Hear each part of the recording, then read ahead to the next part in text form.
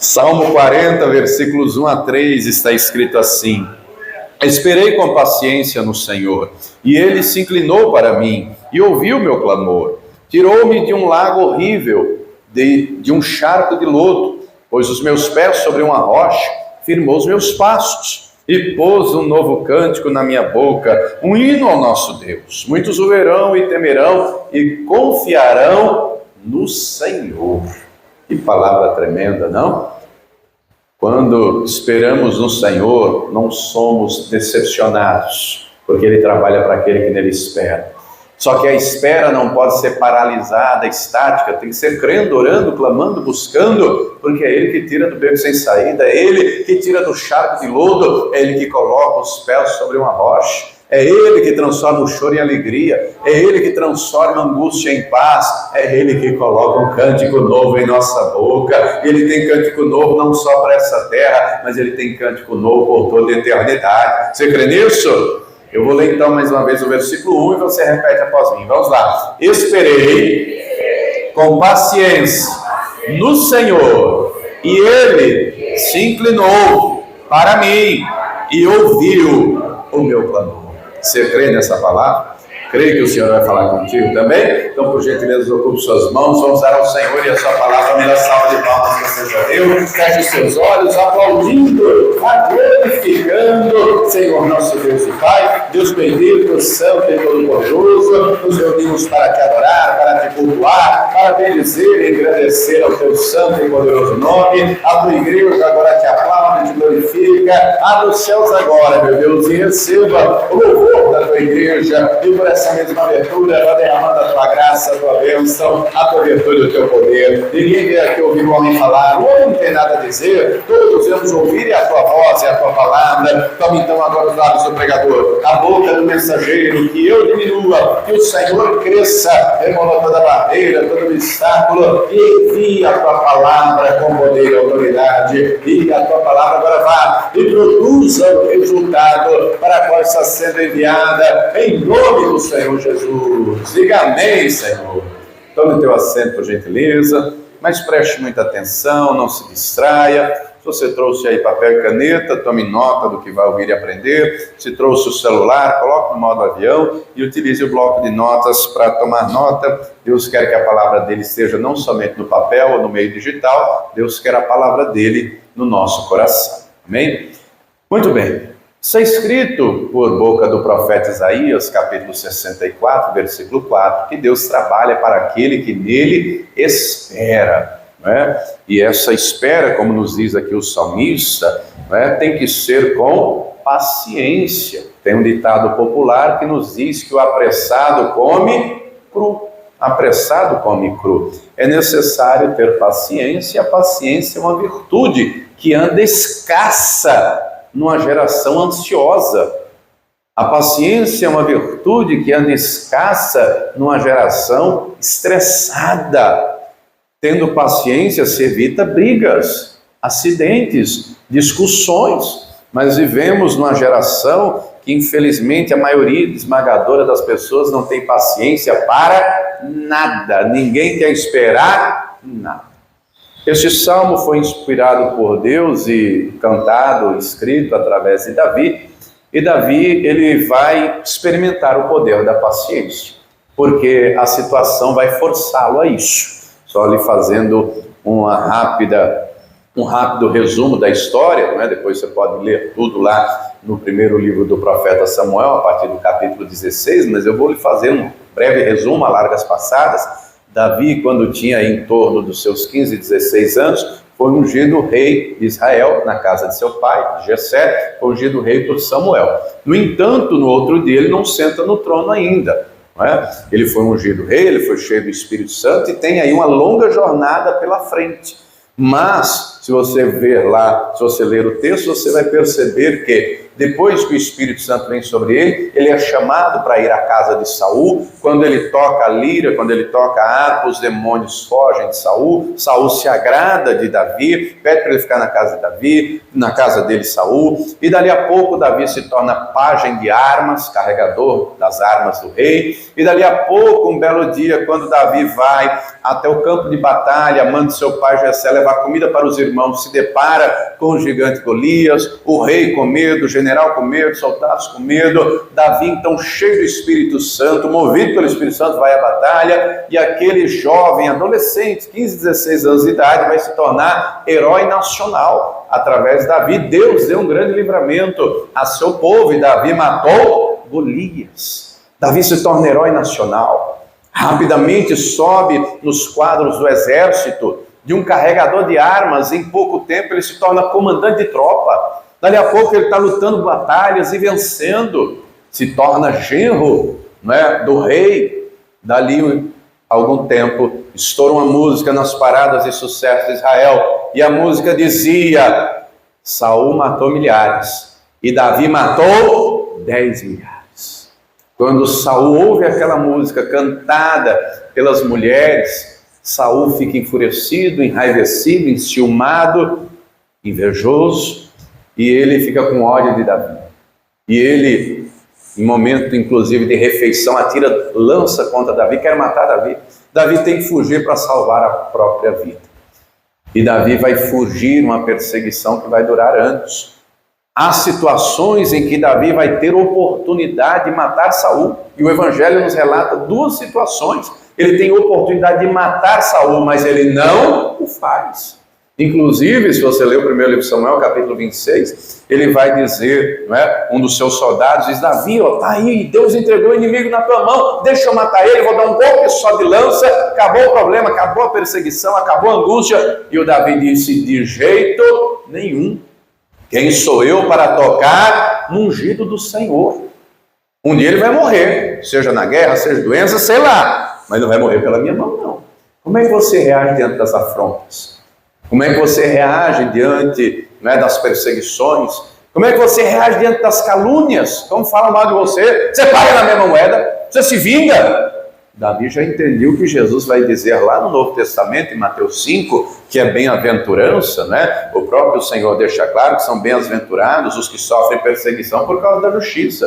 São bem-aventurados aqueles, que quando injuriam, perseguem, mentem, falam todo tipo de mal por causa do Senhor. Davi não era mentiroso, não era caluniador, ele era servo de Deus, ele era cheio do Espírito Santo.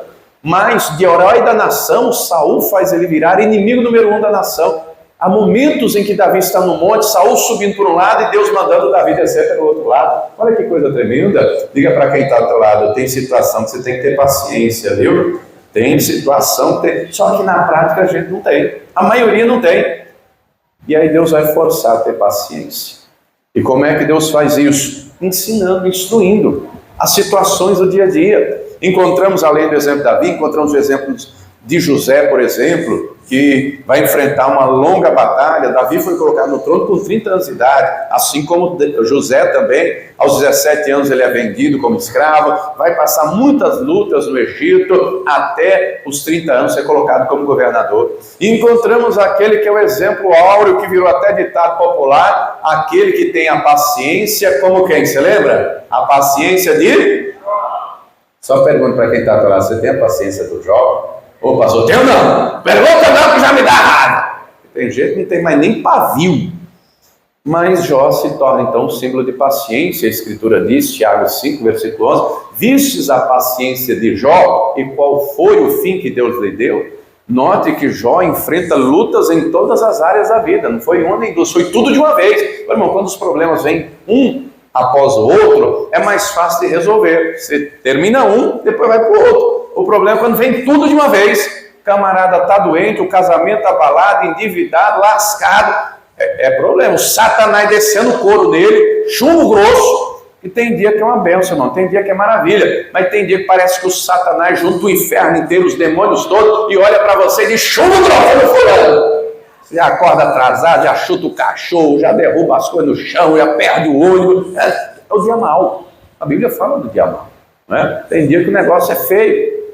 No entanto, embora Jó perdeu os 10 filhos, perdeu o patrimônio que trabalhou uma vida inteira para construir, o casamento foi abalado, estremecido, se viu doente, perdeu a saúde. Diga comigo, ele não perdeu a fé. Diga assim, ele não perdeu a fé, não. Ô, irmão, saúde, você pode até estar sem, mas Jesus tem poder para te curar. Ah, passou trabalhando a vida inteira por um patrimônio perdido, Deus tem poder para te honrar e te abençoar. Passou o casamento, está estremecido, Deus restaura o casamento. Não vê que você vai ter mal da mulher, não, do marido, não, você chupa essa manga. Casou, você aguenta o tranco aí. A regra é casamento. Divórcio é exceção. Tem algumas hipóteses de divórcio, outro dia a gente trata sobre isso. A regra é casamento, né? O Jó vai ter outros 10 filhos com quem? O texto não diz que ele casou de novo. O texto não diz que ele teve outra mulher. A mulher dele não morreu. Então deixa subentendido que foi com a mesma esposa. Diga para quem está ao teu lado, Jó não perdeu a fé, não. No auge do sofrimento ele disse, eu sei que o meu Redentor vive e por fim se levantará sobre a terra. E Deus levantou ou não levantou? Deus operou ou não parou? Deus agiu. Ele teve que ter paciência, porque tudo tem um tempo. No caso do Davi, em torno aí de uns 15 anos de luta até ser colocado no trono. No caso de José, 13 anos, foi vendido com 17, colocado no trono com 30. Passou no caso de Jó? Não sei, porque a Bíblia não diz. Não diz se foi 1 ano, 2, 10, 20, 30, sei lá. Eu sei que o período que ele passou de luta não se comparou com os 140 anos que Deus deu a mais para ele, para viver uma vida abençoada. Diga para quem está ao teu lado, aguenta o tranco aí que vai valer a pena, viu? Diga para ele, não vira galinha da gola não. Diga para ele, aguenta o tranco aí que vai valer a pena em nome de Jesus. Amados, nós temos que esperar com paciência no Senhor.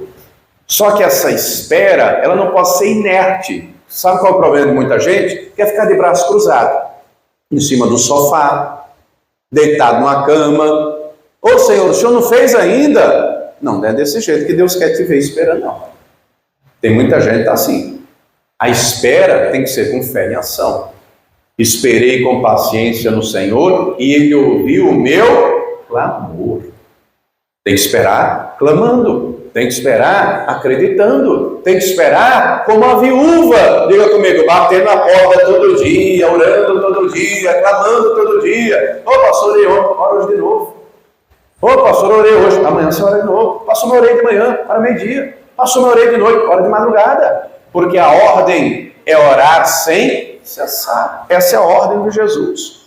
Compreenda você que às vezes nos vemos, como diz o versículo 2 do Salmo 40, em meio a um charco de lodo, ao meio de um lamaçal, não literal, né? Mas às vezes a alma está assim, não vê saída, não vê solução. Eu não sei se você já andou num lamaçal, mas se você não tiver cuidado, pode cair, sim ou não? Você já andou em lugar escorregadio? Você imagina o tobogã do Tonato aqui, sabe o Tonato aqui, Jardim Tonato, tobogã? Aqui da Inocêncio descer, uma está dando risada porque mora ali, né, Elan Graça? Mora ali, é Capriote, não é Tonato não, o Tonato é do lado, né? Mas desce o tobogã e sobe outro. Você imagina esse tobogã, essa ladeirona descendo e outro subindo. Você imagina isso de barro, num dia chuvoso? Será que tu fica de pé? É muito provável que vai escorregar. Por que eu estou te dando esse exemplo? Porque tem situações na vida, irmão, que se viver na alma, vai escorregar e vai cair. Tem situações na vida que vêm sobre nós e é difícil para lidar. Por exemplo, se esse programa para ficar doente, acho que ninguém esse programa, né? Mas às vezes vai no médico, faz o exame e descobre um nódulo, um cisto, um caroço. Às vezes a pessoa dirige com o máximo de diligência, né? Porque é recomendação, quando você faz autoescola, tem uma matéria chamada direção defensiva. Trocando em miúdos, o que muita gente diz é dirigir por você e dirigir pelos outros, com muita cautela. Às vezes dirige com muita cautela, no momento de descuido bate o carro, ou alguém bate em você. Isso acontece ou não? Esses dias eu estava ali em Jandira, né, indo ali tranquilamente, um carro na minha frente, a caminhonete para, na rua assim, eu parei também, né, parou, estava em trânsito, vi um carro atrás de mim e uma caminhonete na frente, e aí, do nada, o camarada parou o carro, eu parei o carro, uma distância de mais de 2 metros, bem longe, o camarada engata a marcha ré e vem. Eu meti a mão na buzina, não é? Eu não engatei ré porque tem outro atrás de mim. O camarada veio, tá, na frente do meu carro, quebrou a grade do carro. E aí eu saí do carro, eu falei, o senhor está vendo que a gente está em trânsito, o senhor não está vendo que a gente está aqui? Ele falou, não, é porque o outro da frente deu ré e ia bater no meu carro. Aí eu falei, o senhor engata ré, bate no meu. E aí ele, atordoado, já era um senhor de idade, aí ele foi para cima do outro. Você está louco? Você não está vendo? Você está dando ré no meio da avenida? Ele falou, dei seta. Você não está vendo que eu estou estacionando? Você é cego? Eu, meu Deus. E eu só vendo aquilo. E o senhor chega, e aí? E não sei. Eu falei, senhor, vamos fazer o seguinte. Vai embora, Deus abençoe. Só estragou a grade, depois eu arrumo, fique em paz. E fui embora minha viagem. Querido, querida, não tem dinheiro no mundo que pague paz, viu? Uma grade, um carro, sei lá, 100, 200, sei lá quanto vai custar, está lá, nem arrumei ainda. Não tem dinheiro no mundo que pague a paz. Está entendendo a situação? Tem situações que a alma geme, que a alma chora. E tem situações quando a alma geme e chora. Quem não sabe lidar com a coisa, com a situação, vai para o remédio, vai para o Rivotril. Outros vão para a cachaça, outros vão para a droga, outros vão, sei lá, tirar a própria vida. Diga para quem está ao teu lado, quem tem solução para você é Jesus, viu? Diga para quem está ao teu lado, é Ele que te estende a mão para te manter de pé. É Ele que tira os seus pés do lamaçal e te coloca sobre a rocha. E a rocha é Ele, é a presença dEle, é Ele que firma os teus passos. Ele não quer ver você andando cambaleante, Ele quer te ver firme para andar na rocha que é Ele firma os teus passos e você não vai cair porque Ele vai te segurar, Ele vai te estender a mão. Quem está entendendo, diga glória a Deus. Ele é o nosso refúgio, a nossa fortaleza. No entanto, é necessário compreender que Deus permite as adversidades da vida. Vá lá comigo na carta aos Romanos, capítulo 5. O Senhor Jesus é a nossa rocha, o nosso refúgio. As tribulações da vida vêm. Vá lá comigo, carta aos Romanos, capítulo 5. Eu vou ler a partir do versículo 3, que diz assim: E não somente isto, mas nos gloriamos nas tribulações. Somente até aqui, preste atenção antes de continuarmos a leitura. Uma pergunta, não responda, pense você com você mesmo. Você já chegou nesse nível de fé aqui? Você já consegue se alegrar na tribulação? Ou no mínimo declarar e profetizar que a tribulação vai virar testemunho? Ou você ainda está naquele nível inicial de quando a tribulação, a luta, o problema chega, você arranca os cabelos, você solta os cachorros na mulher, no marido, nos filhos, fica estressado, fica nervoso, fica igual, segue em tiroteio, para onde vou, não sei o que eu faço, e agora, cadê Deus? Querido, querida, é necessário entendimento, é necessário amadurecimento, para compreender que as tribulações fazem parte da vida. Eu vou lhe dar uma analogia para você entender aqui, não é? Eu acredito que todo mundo aqui já foi para a escola, sim ou não? Opa, só estou estudando ainda, então, mas você vai entender do mesmo jeito. Na escola, na hora da aula, o professor ensina, explica, tira dúvida e passa a lição de casa, sim ou não? E o aluno sabe que vai chegar o dia da prova. No dia da prova, o professor tira dúvida. No dia da prova, o professor responde questão. Porque no dia da prova, o aluno tem que mostrar aquilo que aprendeu. Com Deus é mais ou menos assim. Não é? Como assim, pastor? Aqui é a escola. O Senhor é o que nos ensina. O Espírito Santo é o nosso ensinador de justiça. A palavra está aqui. Nós temos que estudar. Nós temos que aprender. Tem lição de casa, pastor? Lógico, e é todo dia. Quem aqui fez cópia de tabuada aí umas 10 vezes para aprender? Pois é. Olha, não foi só eu, hein? Que bom. Fazia 10 vezes por dia para poder aprender. Sabe qual é a lição de casa? Diga comigo, é meditar na palavra. Sabe qual é a lição de casa? Diga comigo, é orar. Sabe qual é a lição de casa? É jejuar. Sabe qual é a lição de casa? É aplicar a palavra. Porque as provas da vida vão chegar. E compreenda você que na hora da prova, Deus fica calado. Na maioria dos casos. Na maioria das vezes. Né? Na maioria dos casos, que o beco sem saída chega, que a situação chega, na maioria dos casos Deus fica calado. Por quê, pastor? Para você colocar o que aprendeu em ação, colocar a fé em ação, a confiança em ação e compreender se Deus permitiu, porque Deus tem um propósito. Deus não vai me desamparar, Deus não vai me deixar sozinho. Quem está entendendo, diga glória a Deus. Tem alunos na escola, eu não sei você, né, se gostava mais de uma matéria e de outra. Tem alguém aqui que gostava mais de uma matéria? Pastor, eu gostava mais de português. Pastor, de português. Eu sempre gostei de ler, pastor. ia bem, não é, nas respostas, nas redações. Pastor, não gosta de matemática, número é um negócio terrível. Ou talvez vai ser o inverso, pastor, meu negócio é matemática, meu negócio era número, era conta, era cálculo. Português eu nunca fui bom, não. Talvez você diga assim, pastor, meu negócio é história, pastor, eu sou um Forrest Gump. Eu gosto de história, eu gosto de conversar, eu gosto de bater papo, fazer conta, isso e aquilo. Por que eu estou lhe dizendo isso? Porque na escola tem aqueles alunos que não aprendem nada. Você conhece gente assim? Meu irmão, no estado de São Paulo, há pouco mais de 20 anos, surgiu um negócio terrível chamado progressão continuada. Sabe o que é progressão continuada? É o aluno que começa lá desde o primeiro ano, da primeira série, e ele vai até o último sem aprender nada, e vai, mesmo que ele tenha tudo vermelho de nota, ele vai sendo aprovado pelo conselho escolar se não tiver falta. Olha que loucura! Aí ele passa do primeiro para o segundo para o terceiro, e agora criaram até o 9º ano. Quando eu estudei tinha até a 8ª série, para depois ir para o ensino médio. Agora já tem 9º ano para depois, ou seja, acrescentar um ano. Mas não adianta acrescentar anos se não melhorar a qualidade do ensino. Aí criaram a figura da progressão continuada. Aí o camarada vai sendo empurrado, termina o ensino médio, não sabe preencher uma ficha de trabalho. É um analfabeto funcional. Ele tem um diploma de ensino médio. Ele não sabe fazer uma interpretação de texto.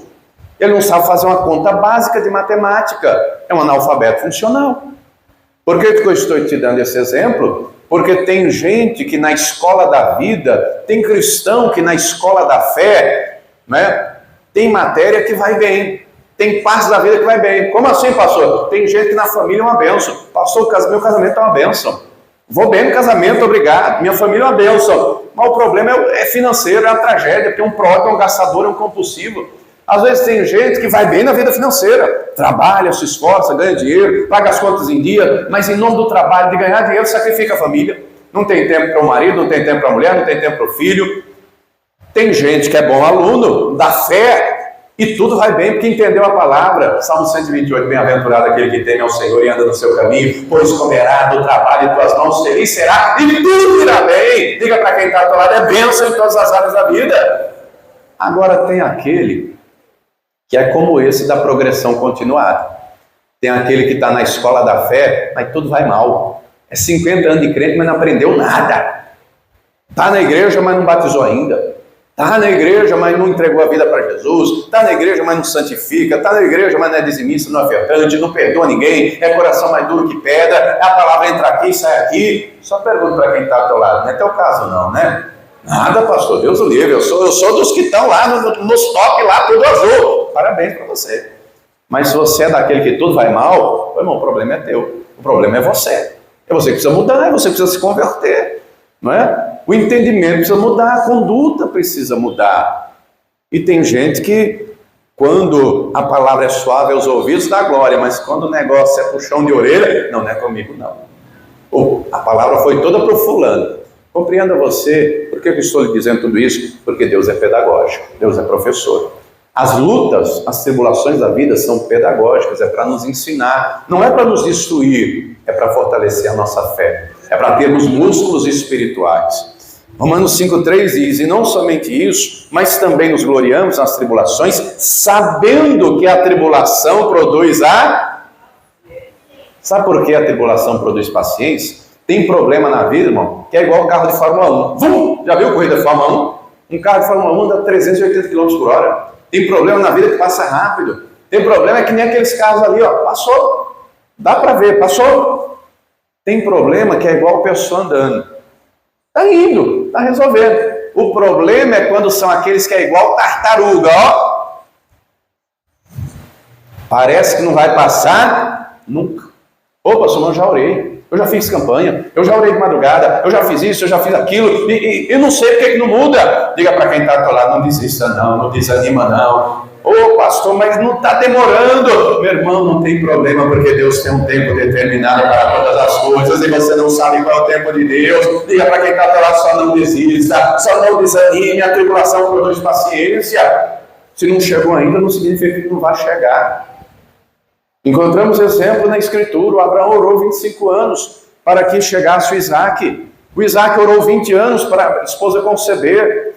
mas todos eles alcançaram. Diga para quem está do lado, você vai alcançar também. Diga assim, não desista não, Deus tem livramento para você, Deus tem socorro para você, Deus tem mão estendida para você. A tribulação produz paciência, a paciência a experiência, a experiência a esperança. E a esperança não traz confusão, porquanto o amor de Deus está derramado em nosso coração pelo Espírito Santo que nos foi dado. Então é necessário compreender que Deus tem um tempo determinado para todas as coisas. Amados, vivemos numa geração ansiosa e angustiada, que quer tudo, para ontem, não é nem para hoje. Olha comigo na carta de Tiago, capítulo 5, olha o que está escrito aqui. Tiago, capítulo 5, eu vou ler os versículos 7 e 8. Tiago, capítulo 5, está escrito assim: sede, pois, irmãos, pacientes até a vinda do... Tem gente que não tem paciência para nada. Tem gente que coloca os pés pelas mãos. Tem gente que toma decisões precipitadas, sem resposta de Deus, sem direção de Deus. Nós temos que ter paciência, ser pacientes até a vinda do Senhor. E eu lhe pergunto, pense você com você mesmo, você acha que a vinda do Senhor está próxima ou está longe? Está às portas. Você não tem visto aí os sinais? Você não tem visto o que tem acontecido? Ô pastor, o que tem acontecido? Leia 2 Timóteo 3. Tempos difíceis, porque as pessoas aí vêm a descrição: cruéis, obstinadas, sanguinárias, rebeldes, orgulhosas, soberbas. Isso tem acontecido? Pense você com você mesmo. 1 Timóteo 4, não é? Fala de demônios aí aos montes, doutrinas de demônios. Será que isso tem acontecido? Você que às vezes não vê. Se você jejuar mais, Deus vai abrir mais os teus olhos para o mundo espiritual. Os demônios estão aí aos montes. Só não vê quem não se consagra no jejum, não tem visão espiritual. Ore mais, jejue mais. Deus vai abrir mais os teus olhos espirituais para você entender a batalha espiritual que travamos. Os sinais na economia estão aí, os sinais na natureza estão aí. Acho que todos aqui têm conhecimento da tragédia que veio sobre o Rio Grande do Sul. Você tem conhecimento disso, não? Inclusive, temos que fazer a nossa parte orando, né? Ele convoca também para orar pelo povo de lá, pelos pastores de lá, pelos irmãos de lá, pela população de lá. Temos que orar, temos que interceder, mas temos que agir também, temos que fazer a nossa parte, não é? Separe e traga, assim possível, se puder, já na próxima reunião, traga, né, alimento não perecível, traga água mineral, traga cobertor, traga sua doação, sua contribuição. Nós vamos recolher tudo aqui, vamos levar para a nossa sede em São Paulo e a sede vai enviar lá para o Rio Grande do Sul. Temos igreja no Rio Grande do Sul, na Avenida Farrapos, a igreja está debaixo d'água. Vi um vídeo de lá, na frente da igreja tem uma parada de ônibus, né? Da altura assim de ônibus, só o teto da parada que estava fora da água. Inundou tudo, 3 metros de altura, está tudo debaixo d'água.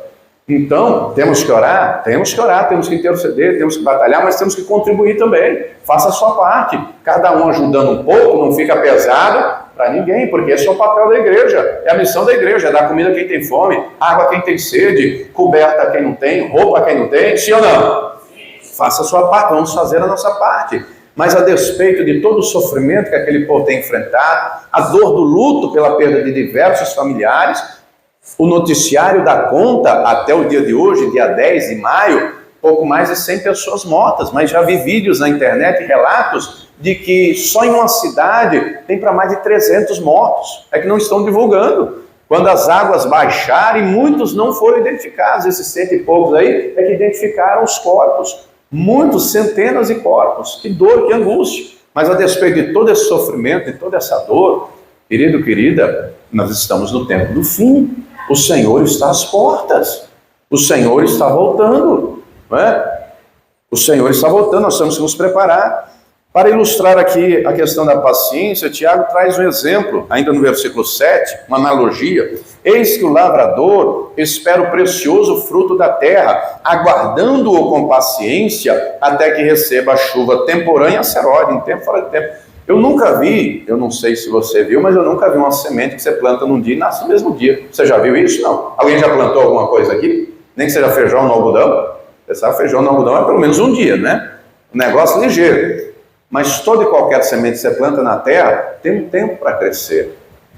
E o lavrador planta e o lavrador rega, porque ele tem pleno conhecimento que vai chegar o dia da colheita. Compreenda você que Deus tem promessas para você, Deus tem vitórias para você. Agora, desde a promessa até o cumprimento da promessa tem um tempo. E nesse tempo, diga comigo, é clamando, é orando, é buscando, é batalhando, é perseverando, sem desistir nem recuar.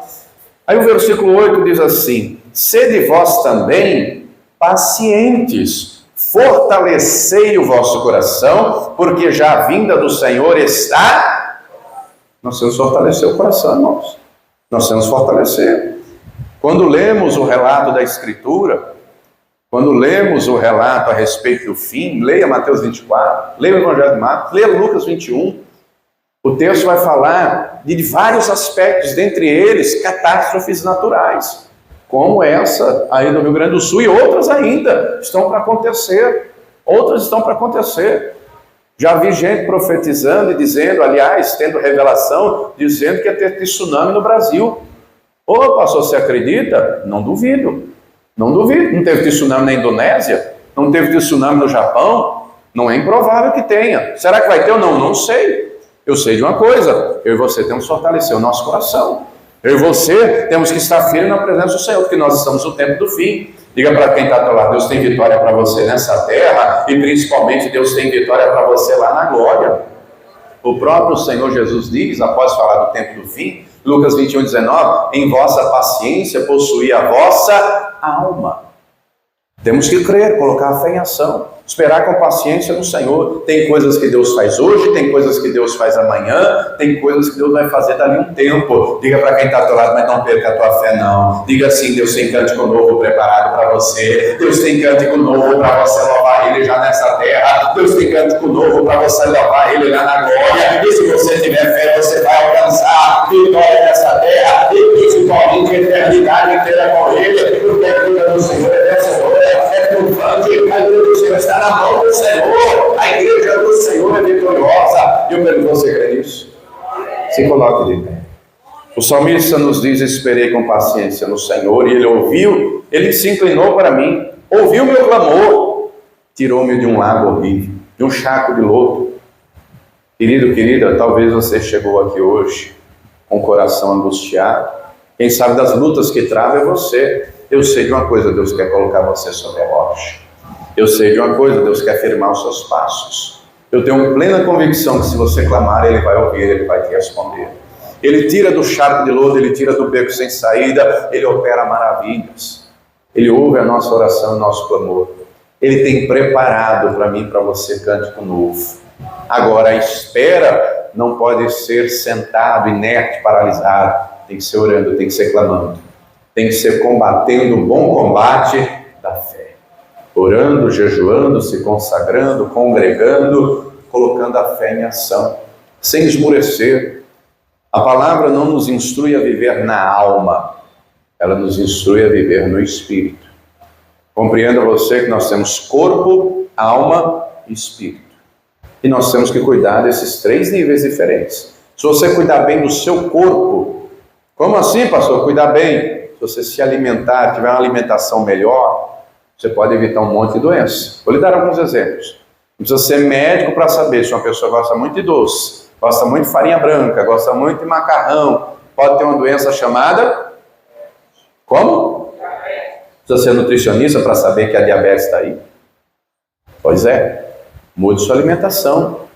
Não precisa ser médico para saber se uma pessoa come muito miojo. Você gosta de miojo? Tome cuidado, você pode ter pedra nos rins. Se você cuidar da sua alimentação, você já pode evitar uma série de doenças. Os médicos hoje dizem, preste atenção, que o intestino tem hoje, no corpo uma função poderosa, porque é o intestino que manda sensações, prazeres, comandos para o cérebro. Olha a seriedade disso. Tem gente indo de mal a pior porque se alimenta mal.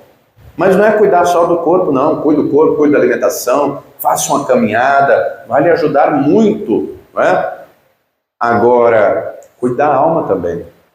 Vivemos na geração da depressão, vivemos na geração das crises de ansiedade, vivemos na geração do Rivotril, do diazepam, os remédios mais vendidos desse país. Cuide da sua alma. A alma se abate, a alma se angustia, mas o Senhor é o bom pastor que refrigera a nossa alma. Cuide do seu espírito. Como é que eu cuido do meu espírito, pastor? Se alimentando da palavra, porque a palavra alimenta o seu espírito, bebendo a água do Espírito Santo, recebendo o bálsamo do Senhor sobre o teu espírito, se enchendo de virtude e poder, se fortalecendo no Senhor e na força do seu poder. Temos que cuidar do corpo, da alma e do espírito. Tomar posse da palavra, acreditar e viver pela fé, ainda que a alma gema, ainda que você esteja hoje no charco de lodo, de emoções e sentimentos e lutas e problemas, acredite, Deus vai tirar do charco de lodo, Deus vai te colocar sobre a rocha, Deus vai firmar os seus passos, você vai caminhar pela fé, vai combater o bom combate, vai acabar a carreira e vai vencer e vai estar com Ele para todo sempre. Vai cantar um cântico novo. Eu pergunto, você acredita nisso?